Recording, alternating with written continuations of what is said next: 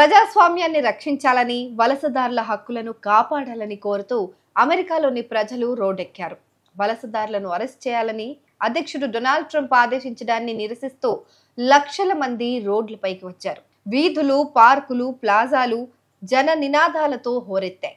Down టౌన్లు, చిన్న పట్టణాలు ప్రదర్శనలతో కిక్కిరిశాయి. వందల నిరసన కార్యక్రమాల్లో లక్షలాది మంది పాల్గొంటున్నారు.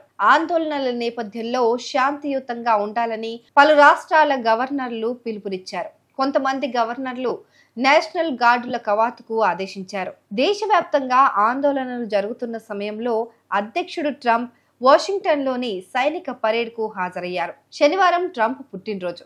దీంతో పాటు సైన్యం 250వ వార్షికోత్సవం కావటం విశేషం. లాస్ ఏంజలస్ లో గత వారం ఇమిగ్రేషన్ అండ్ కస్టమ్స్ ఎన్ఫోర్స్మెంట్ అధికారులు వలసదారులను అరెస్ట్ చేయడానికి ప్రయత్నించినప్పుడు ఈ ఆందోళనలు ప్రారంభమయ్యాయి. అవి దేశమంతటా విస్తరించాయి. శనివారం నాడు గ్రామాలు, పట్టణాలు, నగరాల్లోని జనమంతా ఒక్కటై అమెరికా కోసం శాంతియుతంగా నిలిచారని, తమకు రాజులు అవసరం లేదని నో కింగ్స్ కమిటీ ఒక ప్రకటనలో వెల్లడించింది. We are now at capacity at Liberty Plaza. Over 5,000 people here. This is you. This is America. This is Atlanta. That's right. Give it up.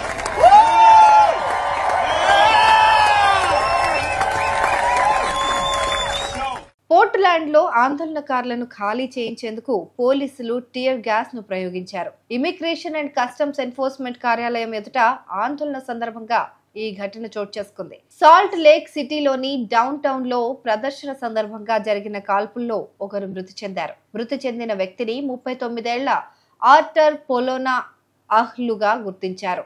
అలాగే నిందితుడిని కూడా పట్టుకున్నారు. 24 ఏళ్ల ఆర్టురో గంబోవా కాల్పులు జరపటం వల్లే ఆహ్లు మృతి చెందారని నిర్ధారించారు. ఆహ్లు అమాయకుడని, ఆయన శాంతియుతంగా నిరసనలో పాల్గొన్నారని చాలా మంది సోషల్ మీడియాలో పోస్టులు పెడుతున్నారు.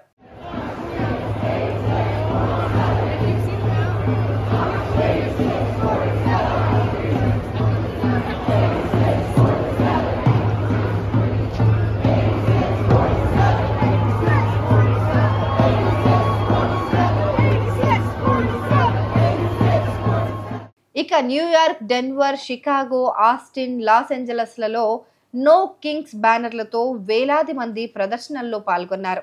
అట్లాంటాలో 5,000 మందికి సరిపడే వేదిక నిండిపోయి మరిన్ని వేల మంది బయట ఉండిపోయారు. సియాటిల్లో జరిగిన ఆందోళనలలో 70,000 మంది పాల్గొన్నారు.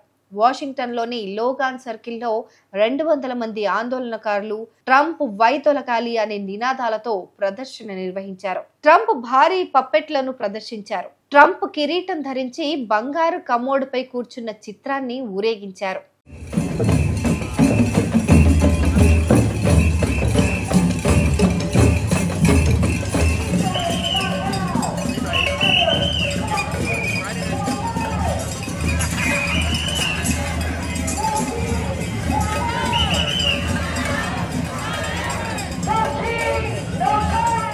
వర్జీనియాలోని కల్పెప్పర్ లో జరిగిన ర్యాలీ పైకి ఒక యువకుడు వాహనంతో దూసుకొచ్చాడు.